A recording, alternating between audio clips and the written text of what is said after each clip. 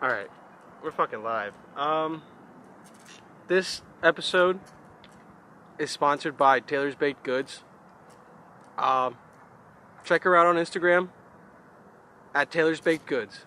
Because everyone here that's sitting right now eats fucking baked goods. If you don't eat baked goods, kill yourself. Maybe that's a little too strong, I don't know. But I'm saying you gotta support this white woman. Because she has also a black boyfriend. Okay? I've said this multiple times. She comes good with the fucking baked goods. And she does good in the community. Alright? Okay. So make sure to check out Taylor's Baked Goods. Alright? That's our great sponsor right there. We all love our white people, okay? Alright. I want to first start off by introducing the first guest to ever come on to the BustyBuffalo podcast. This is a great honor, not only for me, but for my family. And for my family. I'd like to introduce my friend Neil. Go ahead. Tell him about yourself, Neil. Well, I'm happy that your family is graced by me coming today. Okay. So, my name is Neil, and long story short, It's not his name. Yeah, it is. It's an alias, but let's just get that out there, you know? I want to be at least positive and honest here. Alright. You don't need to know his fucking name. You want to know his name? Suck a dick. But for now, his name is Neil. Alright, go for it. Alright.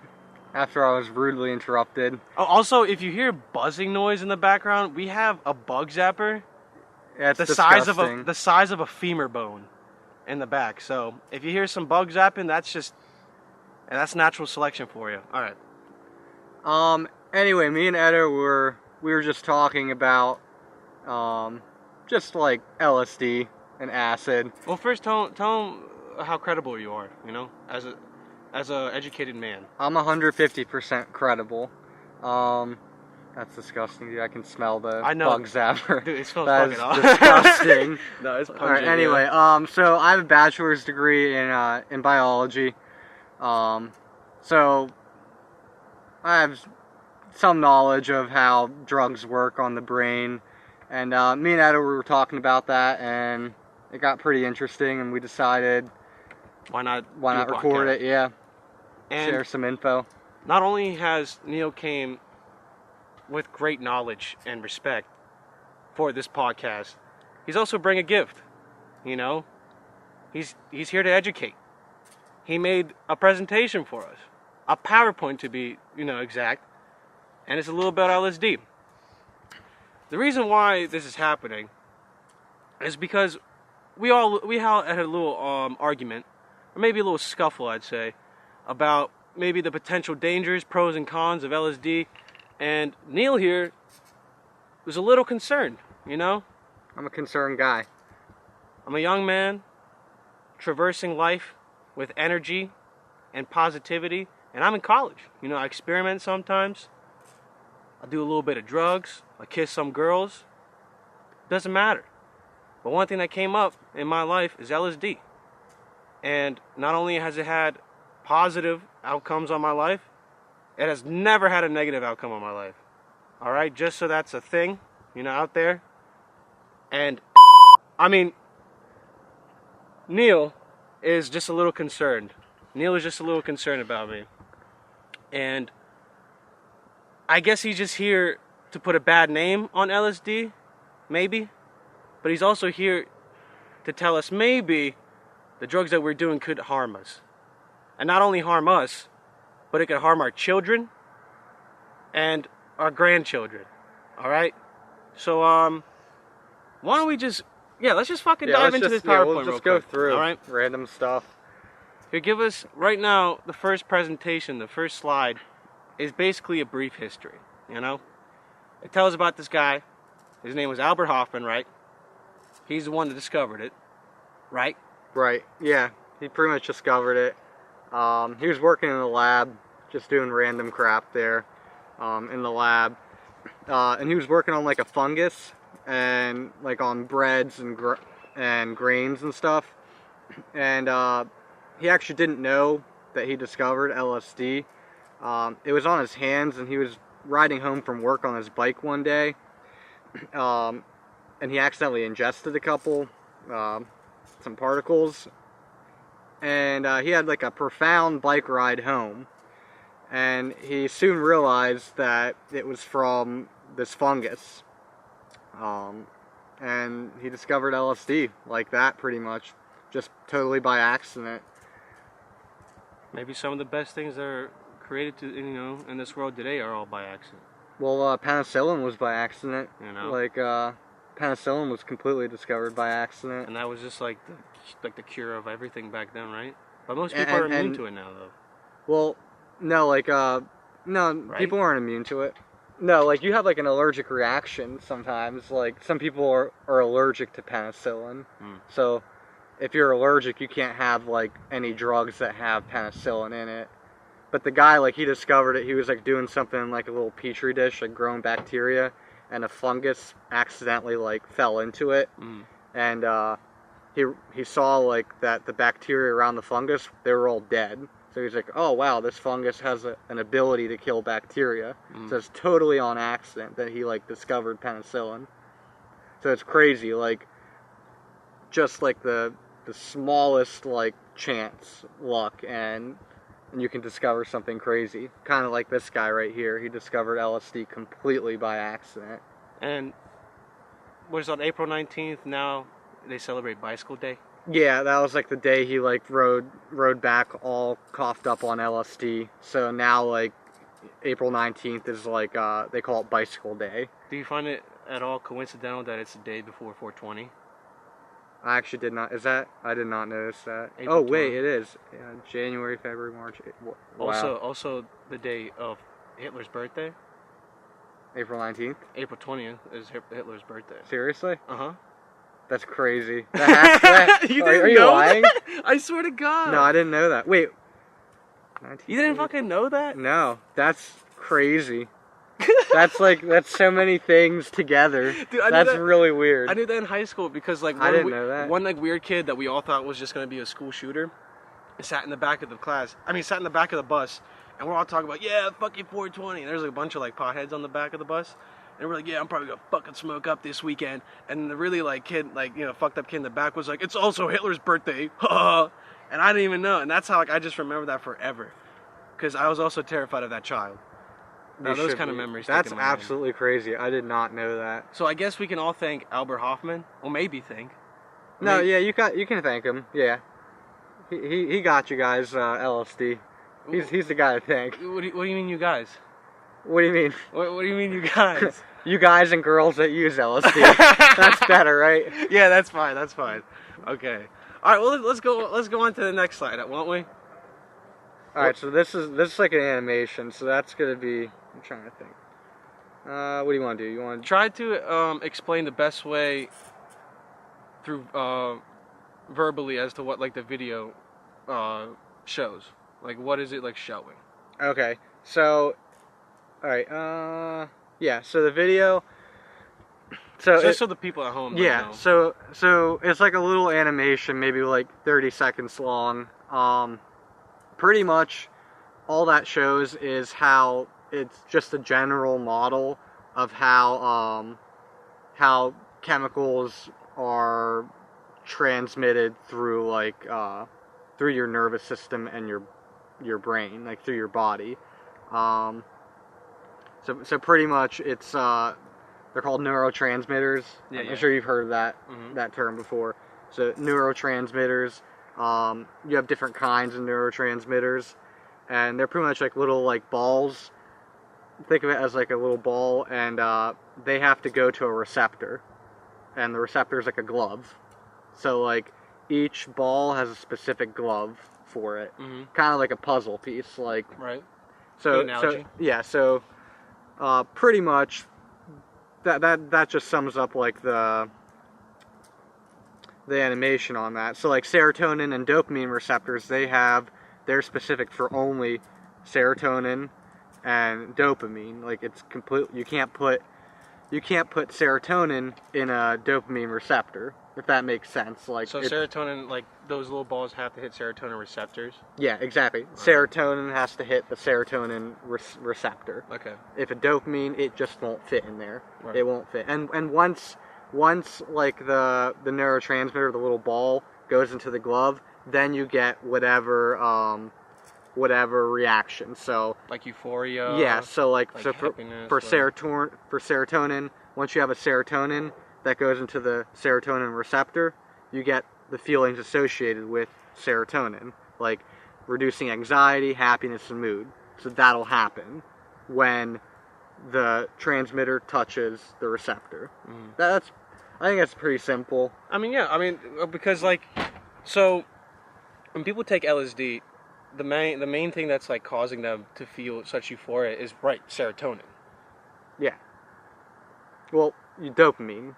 So you have serotonin and dopamine. Okay, receptors. so serotonin receptors. Is what? Yeah. So they'll give you like it regulates like anxiety, happiness, like and mood. Mm-hmm. So like if you're like a whiny little like if you're like whiny, you know that's your mood. So would you say if someone is let's say someone's really sad, you know, someone's in the dumps or some shit, their girlfriend broke up with them, or their dick is just really, their dick is like, you know, really small, so they're just depressed. Yeah, you need a lot of serotonin for that. So, no, but hear me out. Well, Okay. like, if they're in that, you know, if they have a really small dick and stuff, you know, and they're like really depressed about it, if they took LSD, would that sadness just be multiplied even more?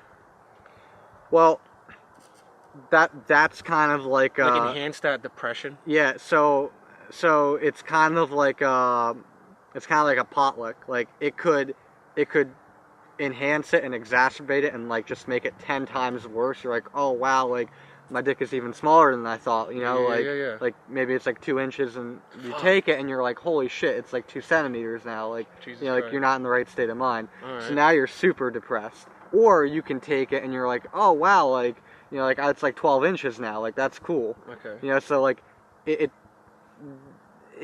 regulates happiness, mood. It doesn't mean it's gonna make you happy. It regulates it. You know, so it can make it happy. It can make it you sad. So it can give you a mood swing. So you take LSD and you hope, hey, I hope I have like all the happiness. You know, all the good effects. Yeah. Kind of like when people drink. Some people are like real like quiet drunks. Some people are like real pissed off drunks, and others are like, you know, just happy drunks that are just really in. So that's kind of how this. It all varies.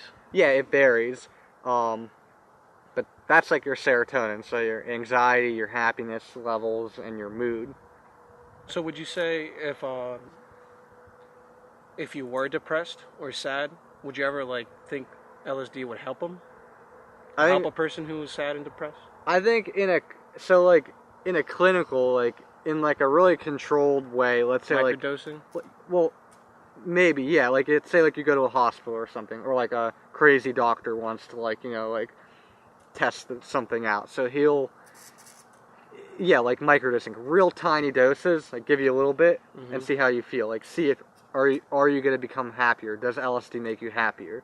And he gives you a little, and he's like, oh, he's pretty happy. Okay, let me give him. So yeah, it definitely can, but to know which doses and how much, that's like a real real hard thing to know. Cause would it vary like depending on the person? Yeah, so like body weight. But we can't know because there's not no enough research. Yeah, because it's hard to do like LSD research because you know it's just hard. It's illegal. Yeah. Yeah. That's pretty much the main thing. It's hard to do that kind of stuff. But it definitely, if you do get happiness from it, there could be in a medical setting, if they do it properly, it can help for sure, because it does regulate happiness, anxiety, and mood. That's the serotonin part. Also, dopamine is affected as well, and that gives you pleasure, euphoria. So, it can, but I wouldn't recommend doing it at home. True. You know, that's hard, because how do you know, like, you know, how do you know how much you need? That's a hard thing. How do you know? But at the same time, I feel like also people just don't understand, like, how strong dosages can be. Definitely. Especially like when you're first starting out, you know, you gotta like warm up. It's the same fucking thing with like drinking. Like you don't want to fucking go all out in the first like hour, and then the next like 2 hours you're just not functioning with your friends. It's kind of like senior week. You know, like everyone goes to senior week and they've never drank any alcohol, and they're like, oh, like, dude, like, you know, we gotta get, I'm never gonna drink alcohol in my fucking life. Yeah, and they take like a shot, and then they take like 6 other shots, and now like 3 of them are passed out, and the other 2, they're screwed too, because that's pretty much, you know, you have to know, but it's hard to know because there's no real research on it to microdose, of course. Okay. All right. Well, sorry, Edo, no microdosing for you. There's no such thing as microdosing. It's only go all or all in. You know what I'm saying? You go home or fucking, what is it? Go big or go home. You know? All right. Well, let's go on to the next slide. If you do you have anything else you want to address from this slide? We already went over. Yeah, we went over it. Serotonin, dopamine. Yeah. So LSD it binds to the receptors. So like. If dopamine binds to a dopamine receptor, you get the dopamine feeling. Serotonin binds to a serotonin receptor, you get serotonin feeling. LSD, it has the ability to bind to serotonin and dopamine. So it can bind to both and give you the feeling. So it's like both. a Super Saiyan of receptors. Yeah, exactly. So it's a 2-for-1 kind of thing. It's like a good deal at like Walmart or something. All right, so like this would be a decent analogy, all right? Dude, that smells again. Dude, I know the fucking bugs smell amazing, especially when they're burnt the fuck up. All right, so this is a great analogy. All right, you got fucking Goku, and you got Vegeta. You know what I'm talking about? This is Dragon Ball Z talk. All right. Yeah. Goku is serotonin. And then Vegeta is dopamine, right? Right. And Goku needs to become Super Saiyan in order to get those receptors going. Mm-hmm. Serotonin receptors. Same thing with Vegeta. He has to go Super Saiyan to get those dopamine receptors going. Mm-hmm. But when they fuse together, you know, they do the fusion.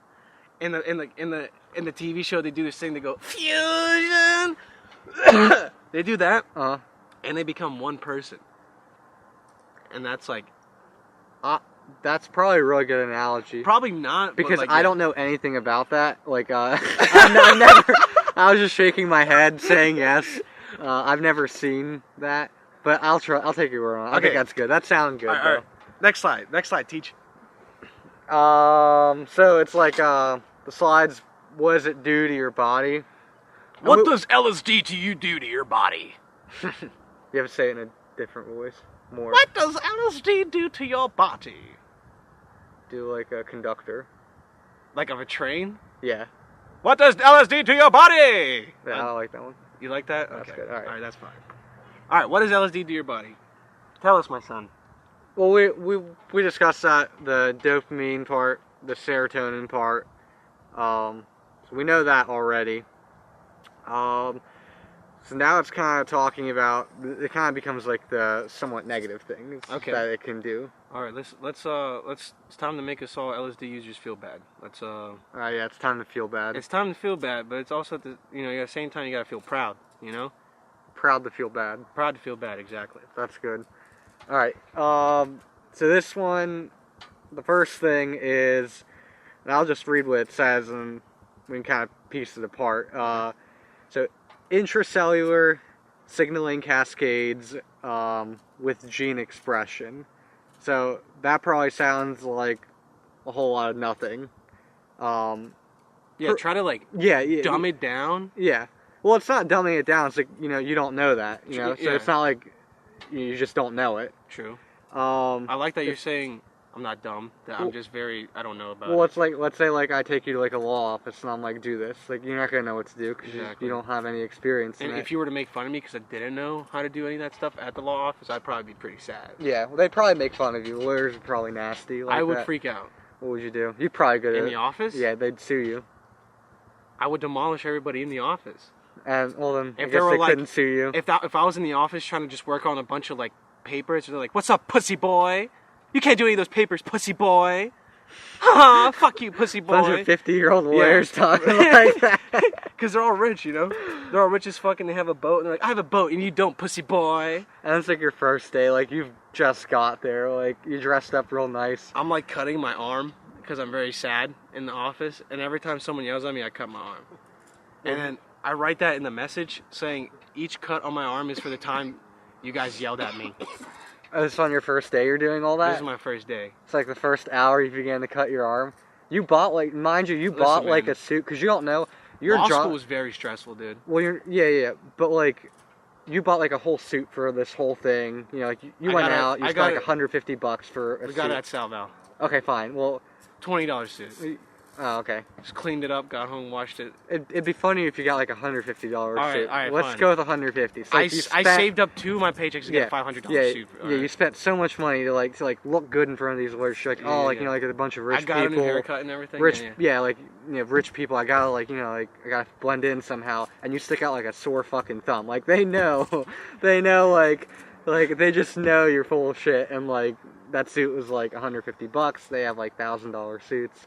Right, you get there, they're making fun of you. Get that fly out of here. Yeah, so you start slitting your wrists. Yeah, so the first guy walks in, he's like, dude, hurry up with the paperwork, boy. And then I would stand up and I would look at him in the eyes. And he's the only one that hasn't yelled at me like at all today. Everyone else has been bullying me. He's the one that's kind of telling everybody, hey, you guys should like really relax, you know, like it's his first day. All right, yeah. And he's like, hey man, you should really finish up those papers, like really nice. Oh, okay, so it's and a nice I stand up, all right. I look at him in the fucking eyes, and I tell him, what the fuck did you just say to me? He says, pardon me. He's like, pardon me. So then I whip out my fucking knife that I always have with me.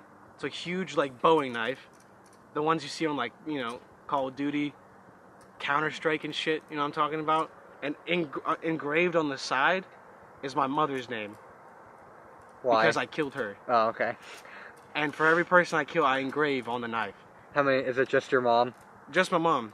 At the time. You know, this fictional character. Quote unquote fictional. Yeah. You know. If. Alright? And I whip out my knife, and I look him in the eyes, and I'm like, repeat it. And he says, why? You know, and I tell him, repeat what you said.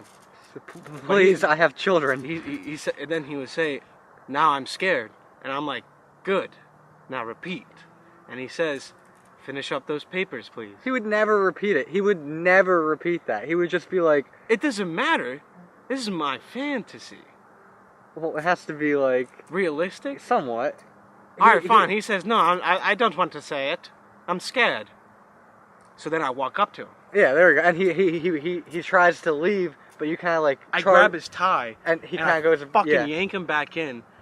And he's really close to my lips. And you have to do the whole Bane thing. And We just discussed. I do the Bane thing from Batman. I touch him on the shoulder and I'm like, do you feel in charge? Do you feel in charge? Do you feel in charge? He's like, what's this? And he's like, I'm just the assistant. So then I take the knife and I just fucking jab it right into his goddamn jaw, dude. Right under here, dude. Just donezo. So that everybody in the office just sees me do that, you know? Because I pressed him up against the fucking and it's like a window. glass window. And I'm like, ah! But no one can hear me because I'm just like making the face and like the door is closed. And everybody starts fucking screaming and yelling and running around. So I go out there and I just start fucking hacking people, dude, with my goddamn knife. And everybody's like, but why did he do such a bad thing?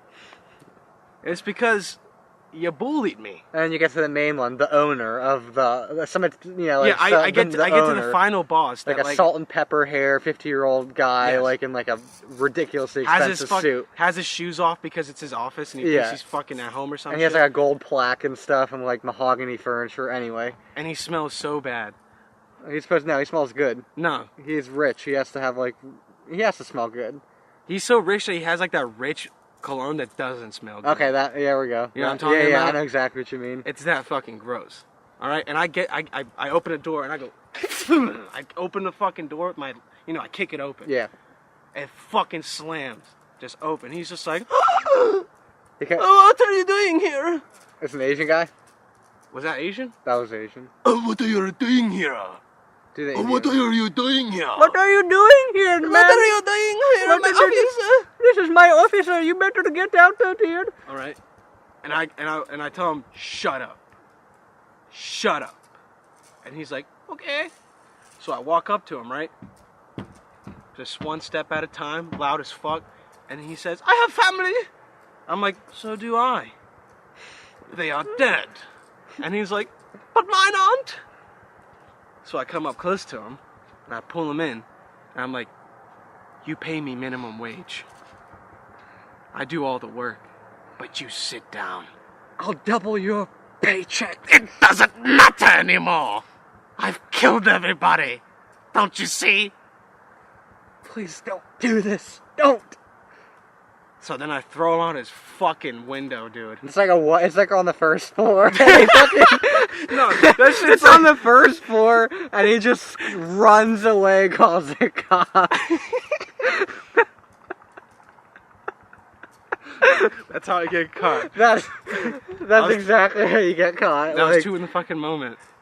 But I'll tell you what, I'm throwing my Bowie knife at him as he's running away. That's a given.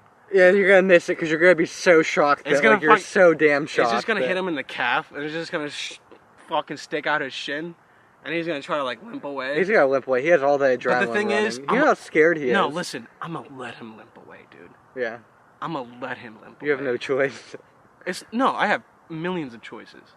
I could have ran. I could have grabbed his fucking leg. I could have dragged him back into the fucking room. I could have had his face scraping against the glass that just, I fucking broke, right? Yeah, you could. He could have been cut. You could have. I could have done anything, right? But I let him go. Why? It's all in the plan, dude. Because I'm going to come back. So I'm going to fucking kill his family. So how do we get to this? Dude, I literally have no idea. I don't know all either. All right. Anyways. Jinx, show me a dig? A Coke. What? A Coca-Cola. Dick suck. A pop. Right. A pop. Oh. Okay, yeah, anyway, I literally have... I don't know how the hell that happened. Like, how we got to that. It doesn't matter, but anyway. Alright. Let's pretend it didn't happen. Okay. So, anyway, so, long story short with what it can possibly do, it can influence gene expression. So pretty much gene expression is, so your DNA, everyone has DNA, and you have all sorts of stuff that's encoded in there, like how tall you are, how short you are, the color of your hair, eyes, etc. Everything's in there. Some people are lactose intolerant, right? So you can't drink milk. That is a gene. You can't produce an enzyme called lactase. That's you can't do that because you have a problem with your gene expression.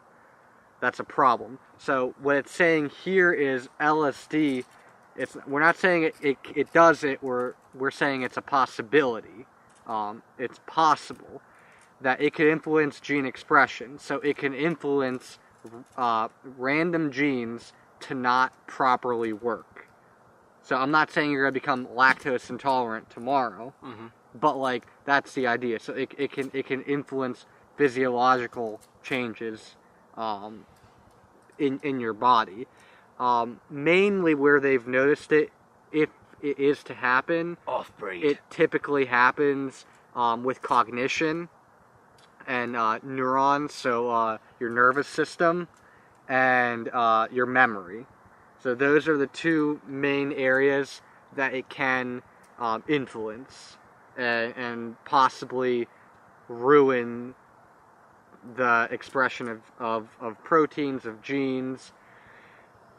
It's a really gray area, It's not like you do LSD and now you can't do math, you can't remember languages well. It's just a broad cognition and broad neurological things. So like your muscle impulses, maybe you have delayed muscle impulses. So like maybe there's a protein or something and you can't extend like extend as quickly or something. Okay. That is rare, from my understanding. That is like ridiculously rare. But it's also a thing that can happen. It can, yeah. It can happen, yeah. It certainly can happen. We're not saying it will happen, and that it'll probably... It's kind of like lightning. It might strike you, you know? But it's probably not gonna. But it can. Yeah. So it's something to Just be note. aware of. Yeah, it's something to note.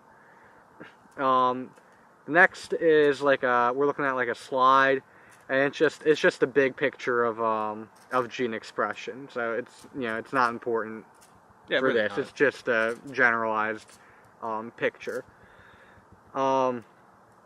Another thing is this is one thing that fucking is scary. Not only because I want D1 children, you know what I'm saying? Yeah.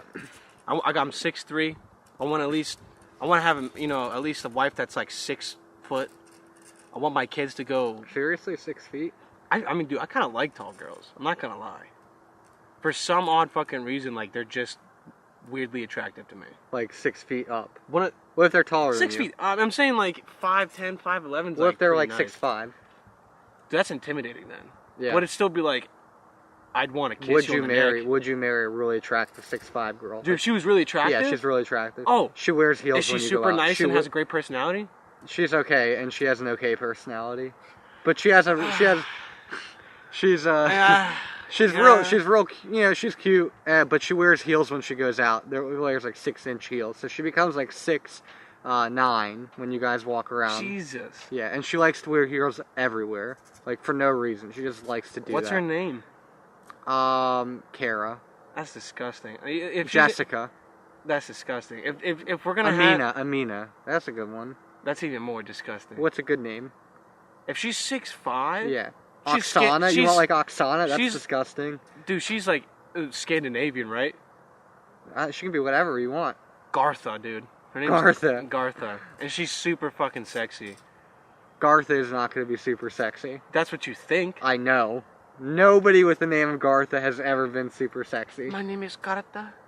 That's not super Dude, sexy. That's so sexy. Fuck you. That is so... If a girl came up to you and said it like that with that voice. My name is Gartha. What is your name? You sound like maybe like you're a Spanish Gartha. It doesn't make sense now. Gartha should have like I'm saying modern Scandinavian, dude. They don't have Spanish accents. My name is Gartha. That's actually how Gartha will sound. My name is Gartha. My name is Gartha. Yeah. I like to go to the swimming and kissing the little children. Oh you know what? You're right. That's super sexy voice right there. All right, there we go. Yeah. Okay. Good. So yeah, chromosomal damage. One thing LSD can do. Neil, can you please tell us more?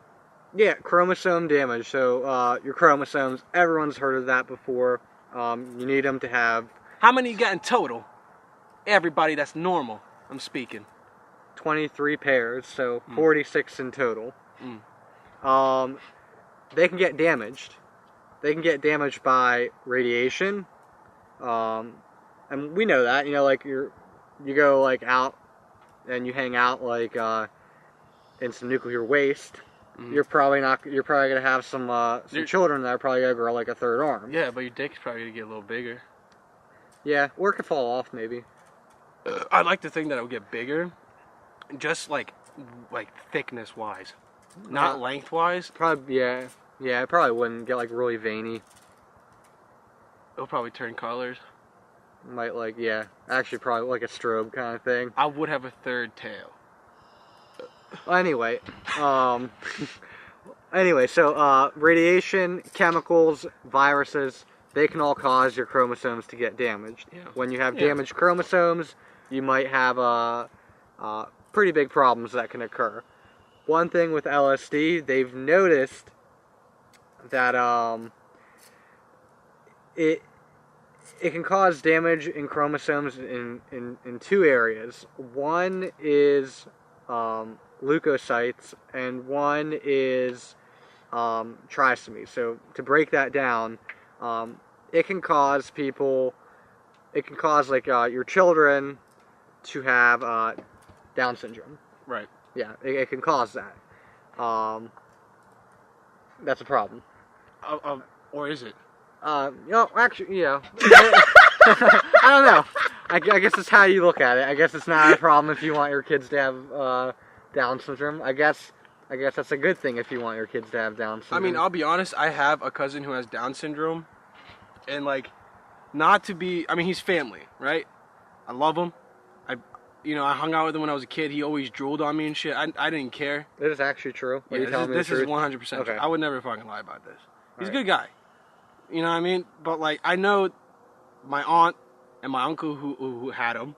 Like, I wouldn't say he's a burden, but they have to do a lot of extra stuff to like take care of him, make sure he's like okay and stuff. And I can understand when you're a family that came from a war-burdened country, and then you also come to America, try to like make it into life, and you also have to take care of your son who has to have extra care than just regular like children. Yeah, it could be hard. You know what I'm saying? So it could be a problem. But at the same time, it could also be a blessing. It depends on the way you think of it. Yeah, I mean, it's how you think of it. You want your kids, to probably have like the best shot, the easiest life, like the easiest, like to be the healthiest, the happiest. It's harder to live with Down syndrome. Yeah. In society and just in life. So, from that perspective, you would want your kids not to have it.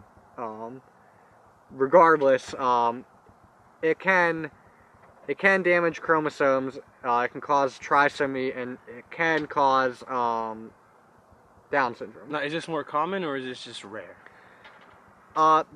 They ain't really in the articles. Not really stated, but I'm assuming it's rare. Mm-hmm. With this is probably more rare, and this is probably from like heavy abuse. This isn't like, oh, like I did it twice and now like it's probably like, oh, like you do it like twice every month and you've done it for like 3 years. Mm-hmm. I would assume if anyone were to have children like that, it would probably be from the guy that did it 2 months like 2 times a month for like 3 years. He would probably be at a higher chance than someone who did it twice. It's just probability. You do it more, you have more chances that you, like lightning. Every time there's a thunderstorm, you go outside, you're gonna get struck by, way more chances. The other thing, it can damage your leukocytes. A leukocyte is a white blood cell. A white blood cell fights diseases in your body. Right. So you get an infection, your white blood cells are the ones that are curing you. Mm-hmm. They're the ones fixing it. They said that it is possible they can damage your leukocytes. So just, think of it, if your white blood cells are damaged, that means they can't perform their function. Their function is to defend your body and cure your body. Yeah. Kill bacteria, all that. If they can't do it, you have a depressed immune system. So a depressed immune system can occur. That's kind of like HIV. HIV depresses your immune system and it makes you super weak and more prone to just like getting sick all the time. Exactly. So your leukocytes are your best friends. You want those to be perfect. It's mentioned that it can damage your leukocytes. So if they're damaged, you're gonna have a hard time fighting off infections. Right. And that's just terrible. I think that's probably that's the worst to live with. I mean, you can also you can always deal with if you have chromosomal damage, but if you're constantly getting sick, I would fucking hate my life. Well, or for your kid if he's constantly getting sick as well. Well, it's hard. You're getting sick a lot, but it's also it takes forever. Like a cold, it's gonna take 3 weeks for you. Like someone usually for me, it takes 2 or 3 days for it to go away. Yeah, well, way longer now. Because you're not functioning well.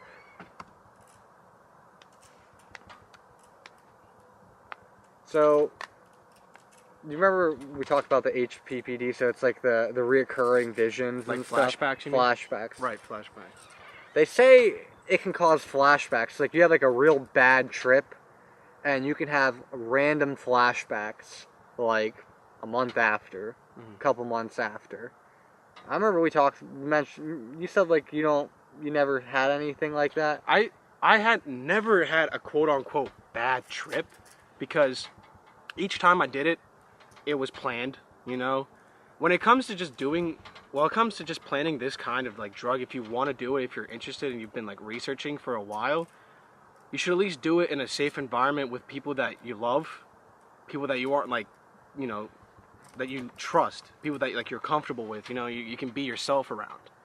And if you're in a bad setting, each time you're in a bad setting, you want to trip, it might go wrong. Maybe you have a bad time. Don't say bad trip, because when people think of a bad trip, what do you assume? They fucking freak out, take a gun and start going outside shooting shit, or they just, their mind gets fucking blown, they go outside, start eating grass, or just start eating their own shit. It does, like, no, that doesn't happen. Like, it just doesn't happen. Each time I've ever had... Never say never. Maybe fuckers take goddamn, what is it, PCP? That makes them fucking go crazy. Yeah. Like, that's known. You know what I mean? LSD, that's just do like... one on PCP, that'd be pretty interesting. Might as well do both. Who knows? Maybe it'll be a great time. But yeah, anyway, yeah. So what were you saying? But... Do it controlled, if you're gonna do it. I mean, it's just also... Dude, I've never had, like, a bad time. Each time I've ever done it was a good time, because I got a great positive, like, outcome out of it. Like, I learned something about myself, or... I had a different outlook on, you know, like something that I was always like thinking about, because that's what you're supposed to do. You know what I mean? You're like, if you're going through something and maybe you're, you know, you feel uneasy about your life and you feel almost like lost and you don't know what to do, maybe try to do it in a nice environment with people you like. Maybe you'll get something out of it.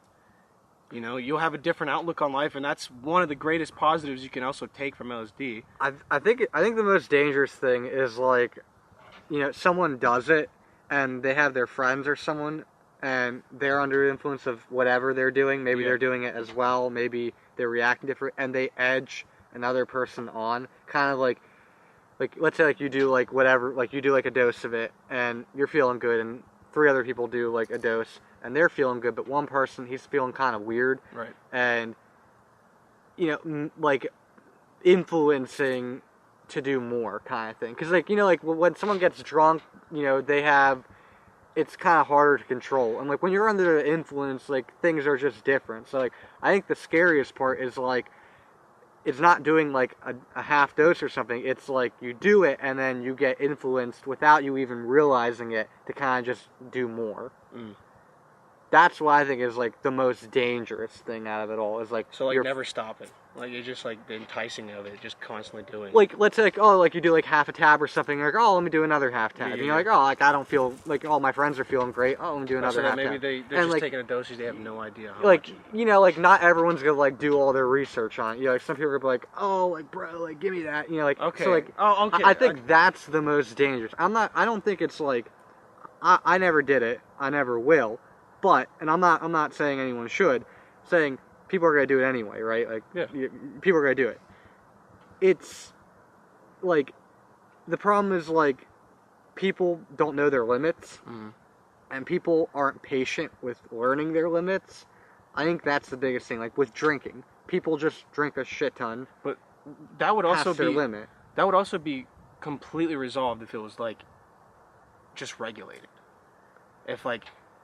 Well, they say it can relieve pain and anxiety.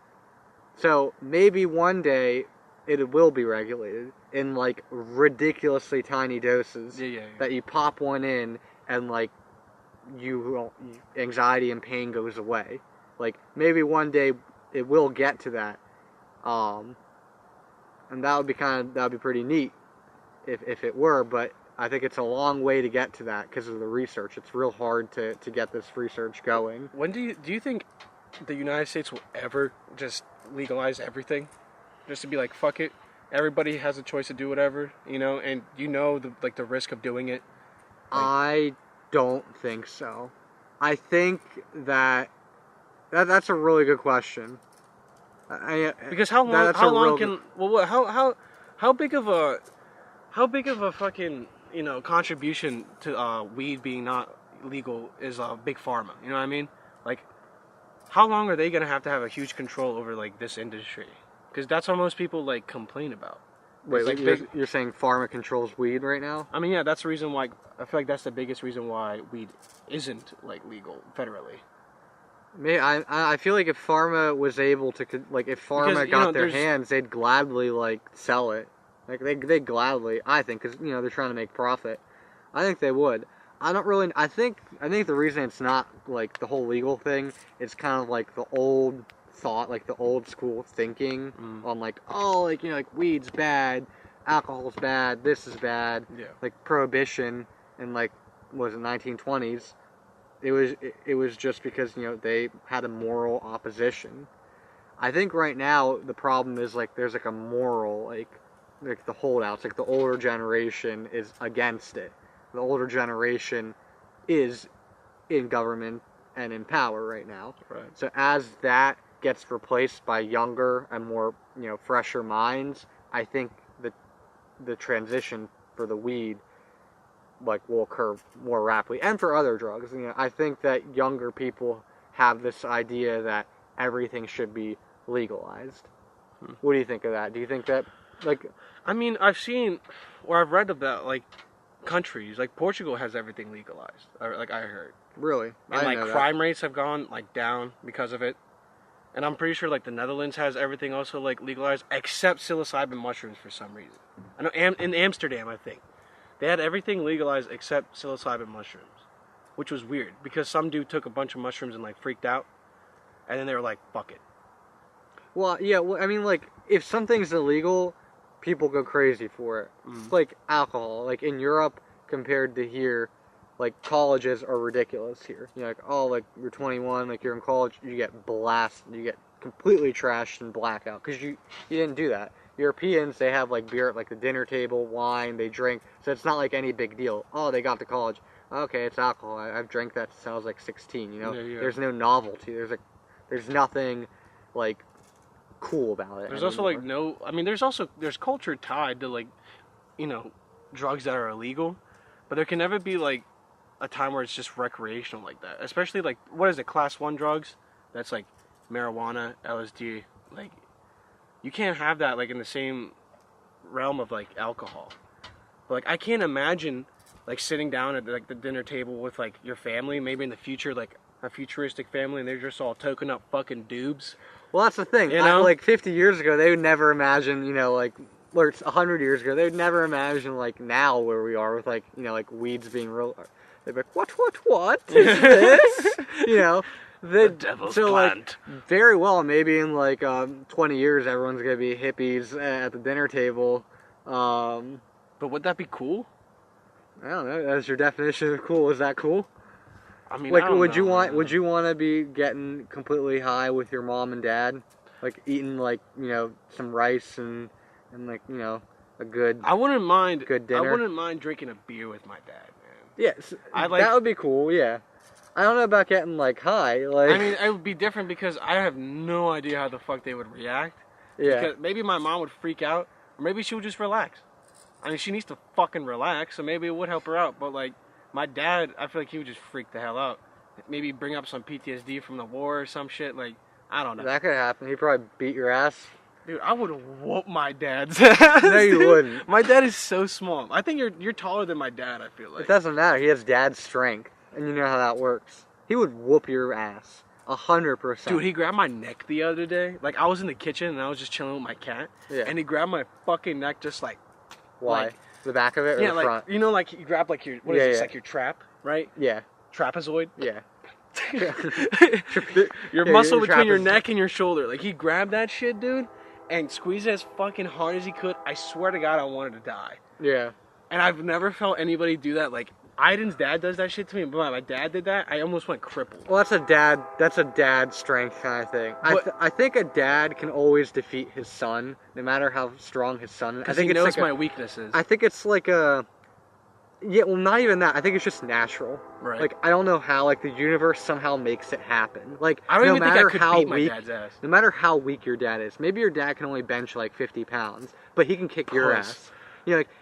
He can't beat up like a 120-pound guy, but he can beat your ass, you know, because he's your dad. And there's some weird like magical power that a dad can beat your ass. Always, no matter how old he is. It's like 70 years old. Yeah. And I feel like it becomes better as he gets older because he has to do it quick because he's old. Nah, dude, if he's 70 years old, I'm pummeling him. I still think he'd whoop your ass. I'm fucking pummeling him. That's no offense to you. You know what? If my dad beat my ass, You can't even be mad about that. I would take a huge positive outcome from that. You know what I mean? I'd be like, look at that. You know, my dad loves me so much that he'll beat my fucking ass. Yeah. That's a good way to look at it. You know, that's what I do. You know, I look at things positively. Because if you don't, then you know. Then that would be incredibly depressing that your dad just beat the shit out of you, just beat you up for no reason. You were just pouring milk and trying to make a bowl of cereal in the morning, and he grabbed your neck like a rooster. He just grabbed you by your neck like a damn rooster, and just slammed you down, and just like your bowl of cereal went everywhere. You're crying now. You're a grown ass man. This is crying. getting very detailed. All right. Oh, dude, you were getting detailed about like the whole. No, I didn't know I was making cereal. Yeah, you're making cereal. It's in the morning. What do you make in the morning? Eggs? Fine, you have. I don't eat breakfast. Alright, good. Today you decided to eat breakfast and your dad got pissed. He's like, why are you making breakfast? You never eat breakfast. Hey, you never make breakfast. What are you doing? Yeah, you never make breakfast. Hey, let me beat your ass. You're sitting at home playing fucking video games. Let me beat your ass, boy. Let me kiss you on the lips. So he goes there and he beats your ass for making breakfast. Right. And you try resisting, but you can't because he's your dad. And he just has an ability to beat your ass. That's just natural. You know, it comes like he has to beat my ass. He has to. I have to accept it. He has to do it. It's like a Band-Aid. You have to just take it off eventually. You have to just take your Band-Aid off. My dad's the Band-Aid? I don't know where he is. You get what I'm saying. I don't know. But, like, he has to do it. That's all I'm saying. You think you could beat your dad's ass? Oh, yeah, I'd kick his... No, I'm just... No, same thing. Same thing. He'd have to beat my ass. It's like the way of the... It's just the way of the world, you know? You can't change the world. I can change the world. I know you think you can, but you can't. It'll break you, boy. I can get ISIS off this map like that. Like that with a snap. How you gonna do that? See, this is my master plan on how to get rid of ISIS. Okay, Trump. You know, if you're listening, he's not. If you're listening, this is the best. This is the best fucking solution to our problem. All right, you invite him over for dinner. Okay. Invite who? ISIS. All of ISIS. All of ISIS, right? like 10,000 people. So you to your house. You're like, hey guys, listen. Time out. This is a secret meeting, so like, where? No. How are you gonna secretly 10,000 people? I don't know, dude. They hold those secret ass meetings where all the elite people go and. All right, fine. All right, yeah, I get what you're. All right, fine. All right, fine. You're right. That works. That works. Not all ISIS supporters have to be there, but you know what I mean. Maybe the leaders. Yeah, you have like a 10-acre like place. Right. Okay. In the middle of fucking nowhere. I invite them. They come on their boats. They all have boats. Okay. They don't have like across planes. the Atlantic. Yeah, they all have like, you know what I mean? They all have just rowboats across the Atlantic. And they're all just fucking jacked because you're just like rowing the whole goddamn time. Okay, yeah. All right. So they come to this secluded place. I don't know where this could be. Let's say some 10-acre wooded place in the middle. Puerto Rico, because okay, never mind. You know, there's no one's there because of like what happened, you know, the earthquake or whatever. Okay, so you're just in a random town with literally 0 people. It's underground, you know what I mean? It's just like this little big ass table where like people can come and sit and talk about just like the world, what's really going on. Okay. It's underground. Okay. And Trump's there. He's with a bunch of his colleagues. Okay. David Pence, or what is Pence is there? Mike Pence. To you. I said David. Yeah. What the fuck? Mike Pence is there hanging out. He's having a good time, and they're just there. And the ISIS leaders are there. I don't know the names. Maybe like Abu Bakr. Habab. Like Abu Bakr al-Baghdadi. That's his name. I think. Baghdadi. Yeah, al-Baghdadi. Baghdadi.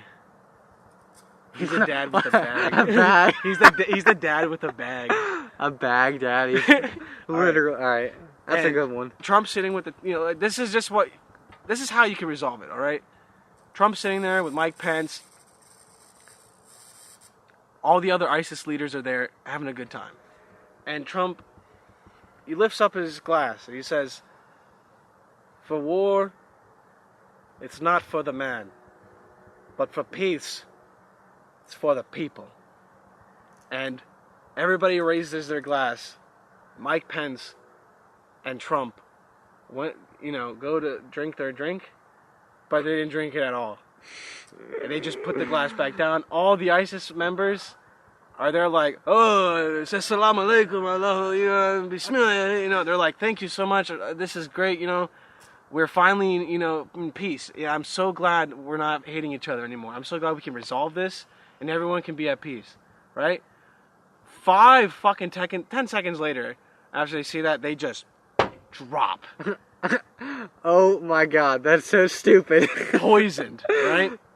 We invited all of the ISIS people, that's Game of Thrones. to Puerto Rico. That's Game of Thrones. What? That's like Game of Thrones right there. I was also just taking that from, I was Breaking playing Bad? Uncharted. Breaking Bad. In Uncharted, they do the same exact thing, but it was like pirates. Whoever watches Breaking Bad, Don Eladio, they'll know this. Okay. Gus gives, they know it. They know the scene.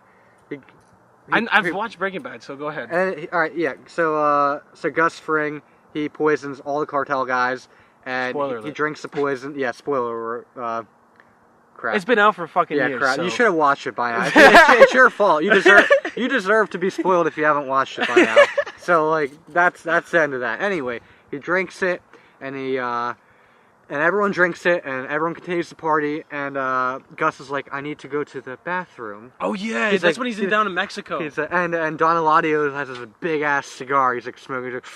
He's like, he gets this like fat guy to like escort him to the bathroom, and he goes there and he pukes all that crap out, and then everyone dies.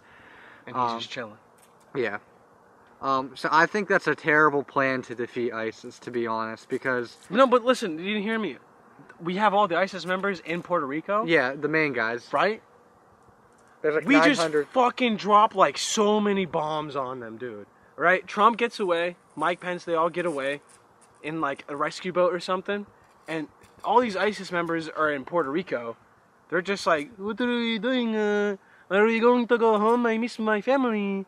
I want to see my family. Right? And we fucking bomb them, dude. We drop like fucking 100 bombs on them and just destroy ISIS completely. And it would never have to happen. No one even would know. Yeah. Because it's like such a secret meeting. That's real smart, dude. That's a real smart plan right there. Hey, man. I like that. You're killing two birds with one stone, right? You're getting rid of Puerto Rico, and what? You're getting rid of ISIS. Puerto Rico's cool. What? They have good beaches. What? What'd you say? What'd you say? Wait, what? What'd you just say? Anyway, man. Anyway. I like Puerto Rico. All right.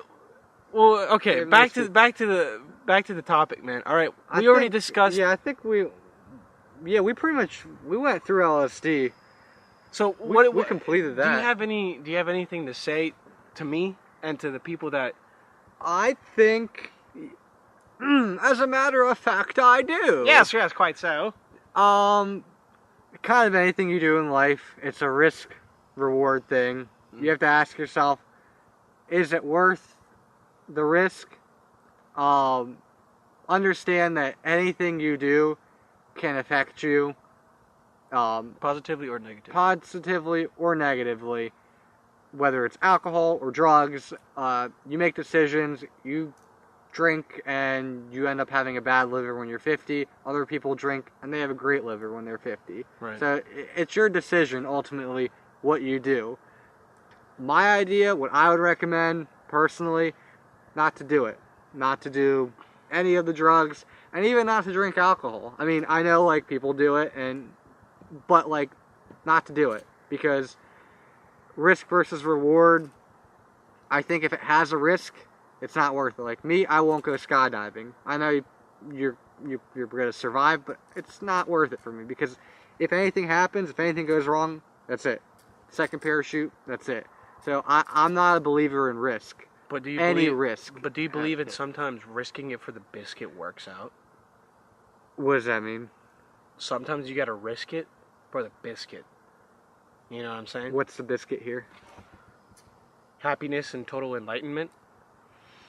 I think you can get happiness from other ways without having to do the drug. True. Or enlightenment. I'm not saying like I can get it and no one else can. But I think you can. I think it's harder. I think it's definitely harder. Right. But I think it's more rewarding if you're able to find your own. If you're able to like work towards your own happiness and work towards your own like enlightenment. I think it's a rewarding thing to be able, like your cat, it makes you happy. You just look at it and play with it. I fucking love it. It's happiness right there, like no drugs involved. I think it's possible to get those effects, but of course doing it without the drugs. Again, not saying don't do it. Do it if you want. I don't give a shit. Or anyone, you make your decisions. Like, that's the whole point. It's free will. But if someone were to come up and ask me, I'd say, I won't do it. Like, personally, I don't want to do it, and I won't. Do you think if you're ever, when you get to an older age, do you think you would ever regret not doing this? Or, doing these kind of drugs just growing up, just to see, experimenting-wise? Not really. I think it's a personality thing with that. Me, I don't think I will. I think I never had an urge to kind of do it. So unless I randomly just develop the urge, I don't think I'll have those kind of regrets, because I never had those urges. Maybe if I have all these urges to do drugs like that, right, but I suppressed it and I'm like, oh, I'm not going to do it because I really want to, but I'm not. And then when I get to 40 or 50, I'm like, I regret it because I really wanted to. Maybe if that was the situation, I would. But I don't have any of those urges to do it, so I don't think I'll have, regrets. But if someone had urges, yeah, I think they'd probably have regrets in the future. I mean, it does all just go based off personality, like you said. But let's say, would you say someone who has done drugs, or who has done psychedelics and not hard drugs? I feel like anybody who does just heroin and crack, what are you fucking doing? You know what I mean? I feel like if anything, psychedelics have been dating back for ever. Yeah. People have been doing it, and a lot of people believe religion came up because of psychedelics. Because you see shit, and you see crazy ass fucking visuals, and you start to contemplate reality.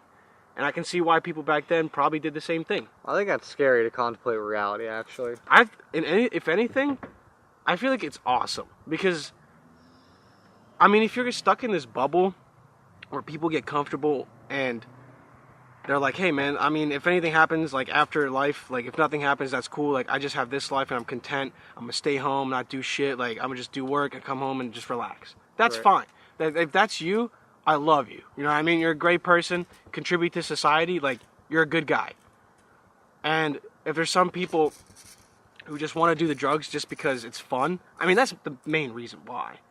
Yeah, I mean, it's recreation. It's fun for them, so they do it. The only thing that's fucked is because it's not regulated, it's bad. So, people just don't know how much they're taking, and it varies with so many people because it's just, it's more sensitive based off Even genetics, I'm sure, have a huge part in it too. Like alcohol resistance, genetics.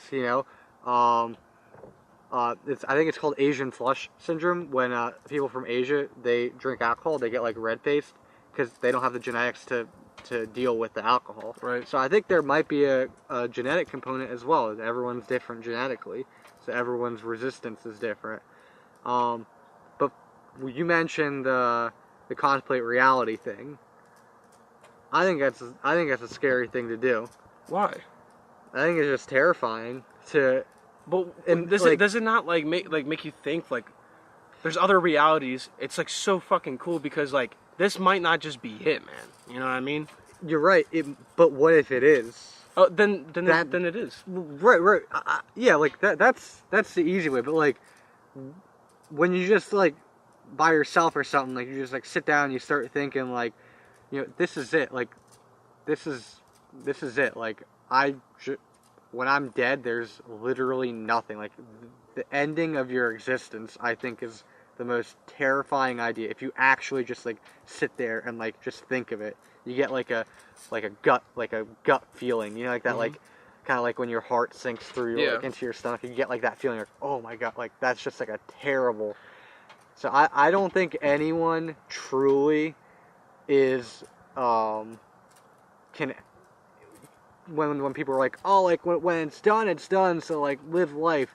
I don't think anyone who thinks like that has ever just sat there for hours and just imagined just you ending, your existence ending completely. But that could be very inspirational on either end. You're right. If you're doing LSD or whatever, mushrooms, any psychedelic MDMA, whatever, and you get a crazy ideology in your head, not crazy, but you conjure up a new ideology about reality. Maybe like the world that you live in is just quote unquote a simulation. Let's fucking Right, say, yeah, right? you know, just... And you're saying, oh, people who don't do drugs and don't like think like differently of people who done drugs and they think of reality differently, they're saying, after this, I'm just gonna die and it's gonna be nothing. Like it's just gonna be non-existent. Right. That's motivational. In a way, yeah, that is. That is complete. That is motivational. If you That's have, true. like I'm saying, you have one life. Like you said, people are like, when it's like done, it's done. Like, so live life. Yeah. That's how it should be, though. You know, Yeah, you only have one life. That is motivational. You're granted all these fucking characteristics about yourself, and you have to find out, how can I contribute to life positively? If you're gonna contribute to life negatively, like, for example, I don't know, fucking Hitler, school shooters, like whatever. What's the time? Jesus. We talked for a whole hour. Well, this is our first podcast past an hour. So if you guys enjoyed it, if you guys are still listening, Yeah, sorry for. We really talked to everyone's ear off. Probably everyone left by now. Usually people tell me to do longer ones. Oh, really? So maybe this is. We could probably talk for 3 hours, but yeah, we don't. It's here. I'll talk about this and then we'll close. We can wrap it up. Right, we'll talk about this real quick. All right. Okay, I think this is actually a good place to end it off with like. Just like basically the rundown of like how maybe LSD could be good for you and how it could not. Well, I was saying what how you were it's going also off. contribute. Yeah, how like it living contributes life to the fullest. Yeah, exactly was a great thing. Because this is also a huge thing. You don't do drugs. Maybe you don't have a different like outlook on reality. Maybe you're not contemplating reality, and you're like, maybe when I die, nothing's gonna happen, or maybe when I die, this fucking heaven shit's gonna happen. Regardless, do something fucking awesome with life. You know what I mean? If you don't feel content in your life and you're stuck at a shitty ass job, maybe do LSD. Maybe find something in yourself that you become more creative, that you figure something out about yourself, and you find out life isn't just work, money. Maybe it's just what you actually fucking care about. You know what I'm saying? And people who've taken drugs, psychedelics, and thought differently of reality, maybe whatever happens after life happens, and they become more motivational and do something that they actually love. You know what I mean? Like, people love to fucking draw, but like, they're not making money, like crazy money, unless you're a good artist and you have like requests and people like offer you money to like, you know, draw specific things, or maybe people buy your art. Who fucking knows? But there's people who are more creative, and I feel like people who are more creative like are drawn to also psychedelics, which is weird. Mm-hmm. But more people who are like content and basic with life and like to have a 9-to-5 job are more tend to stay away from that. But which is fine. But at the end of the day, what would you want? A guy who contributes to society regularly, doesn't do anything, or a guy who just follows whatever the fuck he wants to do and doesn't care what other people think? I think... I'm not saying LSD can do that. I'm saying it gives you a greater outlook on life, and it could also change your life decisions and impact your future. The way I'm saying career-wise. I think structure is incredibly rewarding. I think it's hard to get structure in life. To be just to like balance, family, have like money, like everything. Well, not even that. Like, you know, like going to bed at 9 o'clock, getting up at 7. You know, that's hard to do. Fuck like, yeah. You're on your phone. You saw a YouTube video. We were just talking about this. Like, we just spent like 2 hours just clicking on the next YouTube video. Yeah. Because like, oh, that's a cool thumbnail. I think discipline, like getting to bed. Like, I'm gonna go to sleep at 9. I'm gonna get up at 7. Like, you control yourself 100%. No, like, you have complete control over your mind and everything you do. I think if you're able to do that, it's incredibly rewarding. It's also incredibly hard to do that. I think, so like Edo was saying, like, you know, like, you try LSD, like, you know, like, try, like, see, like, how you might, like, it might enhance your life or, you know, change. I would say, like, for my closing, like, thing, I think if you do any drugs, if you drink a lot of alcohol, plan your shit out, or if you do any of that stuff, I would say try not to, like, see if you can do this. Like, be like, you know what, today I'm not gonna do it. I'm not gonna do it for a week. Can I not do it for a week? And see if you can, and then see in that week, did you become happier? Like, did you find a different, like an old self? Like, did you, like, kind of, like, remember, like, an old self, how you were pre-using the drugs? Or was it worse? You know, like, I would say try abstinence from alcohol, drugs, and try to see how long you can commit to it. And if you see an improvement in your life, then maybe continue with it. Maybe for you it's better. Maybe you're the kind of person that does better without the drugs. Or, you know, maybe you're like, you know what, like, I need it. So, like, you're like, oh, that doesn't work for me. Some people depend on it. I think it's good to take a step back and try to get a little bit, like, control in life. And I think to do that, it starts with, like, controlling what you do, like, what you take in. And controlling your happiness comes from within and not from, like, a drug to give it to you. Like, your happiness is going to come from, like, within, like, playing with, like, with your cat.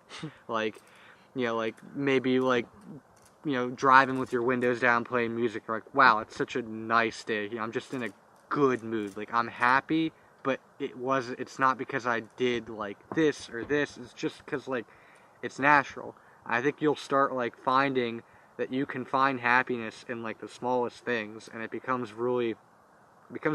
easier to find, like, peace and happiness in, like, little random shit. Like, right now we have, like, a little we're outside, we have a little candle out here. It's so nice. It's relaxing. It's dark outside, and there's just a candle here in our laptop, and this candle is, like, so relaxing. Like, it relaxes me right there. Like, I have a candle, and I'm already relaxed. You know, like, I didn't have to, like, take a drug to get that feeling. I think try abstinence. Try that. Also, you can do Edo's thing and try the LSD.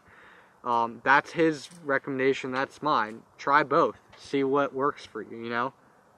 Try to find out, like, what makes you, like, solid, makes you better, and improves you. I think improvement and, like, just making yourself, like, whole and complete, kind of like building yourself. Like, it's like we're a puzzle and we're trying to build all the pieces to, like, make the picture. I think that's what I think right now it's really hard in this age, like our age and, like, the society we're in, to build your puzzle, to, like, make yourself you, find you, you know. That's what everyone's trying to do, is find you. Yeah, I don't know. Some food for thought. Man, I don't know. If you do drugs, be safe. You know, drugs are illegal. Be safe, yeah. Everything I've said, I lied, right? I lied. Drugs are illegal. I don't do drugs. You know what I'm saying? I'm just saying you gotta be safe, right? Depends on your setting. The people that you're with, do your research, people, okay? This was a great ass fucking conversation I had with my friend Neil, and we had a good ass time. Yeah, I think having an open mind, just have an open mind, just, you know, like, with everything, just having an open mind, like he's for it, I'm against it, but, like, we're talking, and, like, you know, it's no big deal. Like, don't shut out, like, new ideas. I think that's, like, the biggest thing right now, is, like, oh, like, I don't want to think about that. Yeah, being closed-minded will get you nowhere. Like, just open your, and just think. Try abstinence, you know. Give it a try. You know, maybe try what Edo's saying, too, you know. I'm saying don't, he's saying do. Like, you know, it's your decision what you do. Depending on your personality, if you're the kind of person that is intrigued by it, I recommend it. You know, if you're already doing research on it and it's something that you've been thinking about a while, maybe you want to try it. You know, if you're too scared, then don't do it. There's always risk. But no, if you do your research and you're in a positive state of mind, everything around you in life at the moment is going well, you're with good people, and you're comfortable, then might as well do it. You gotta be safe. That's the biggest point of it. Don't listen to what your friends say. I think that's one of the biggest things. Like, I know old people say it, like, but, like, don't listen to what the hell your friends say. If you don't want to do it, don't do it. If you want to do it, it's a free country. You know? It's a free country. Well, it's illegal with that. But, you know, don't listen. Literally don't listen to your friends. Like, do what you feel. Exactly. Like, literally don't listen to what your friends say. You know, like, if they laugh at you or whatever, like, whatever. Like, it's harder to go against what your friends say than to do what your friends say. You know, it's much harder to do that. But follow your heart, okay? Okay? Don't follow the tip of your penis, because it's always leading you to bad things. You gotta follow your heart. I'm speaking to both women and men. No, okay? you have tits for women. Yeah, so definitely keep your tits calm down. Alright, let's fucking calm down and think with your heart sometimes. Okay? Alright. I'm gonna close this out with our sponsor. Do you like baked goods? Yes. Do you like sugary sweet things in your mouth? Cookies. Maybe you like a little brownie. Maybe you want to take a nice little cookie and put it between your legs and taste it from your vagina. Whatever you fucking like, it doesn't matter. Because Taylor's Baked Goods has what you need. Check out Taylor's Baked Goods on Instagram with all your nice edible needs. Whatever's edible, just fucking shove it in your mouth. Because that's what she has. Alright? I've said this. How many times I've said this, man? She has a black boyfriend. You said it a couple times now. Actually, you only said it once in the beginning. So once. Not twice now, because you just said it. Right? She has a black boyfriend. Okay? Every podcast. Okay. So you said that a bunch of times. Alright. I want that to be known. Why does that matter? It's 2018, baby. It's time to move on from our past. What does that mean? We must make beautiful mixed children. And no more white children. There's too many whites. Anyways. You guys, thank you guys. If you guys are still listening, thank you so fucking much. Yeah, thanks. It's been a great time with my friend Neil. We kissed like 5 times during this podcast. It's only audio because it's late night. It's been a long day. So I'm going to close this out. Love you guys. Stay tuned for next week's episode. It's going to be probably on video because we're going to be back in the studio. And we're going to have a fun-ass time. Thanks for having me, by the way. Oh, absolutely, man. Absolutely. It was a fucking pleasure. I loved it. You're supposed This to is our first podcast past an hour. Like, this is amazing. Is it? Yeah. I actually like, you have to say, I'd love to have you back again. Hey, I'd love to have you back. I'm not coming back. Again? I'm not coming back. This is so stupid, bro. No, I'm just fucking with you. Yeah, I'll come back.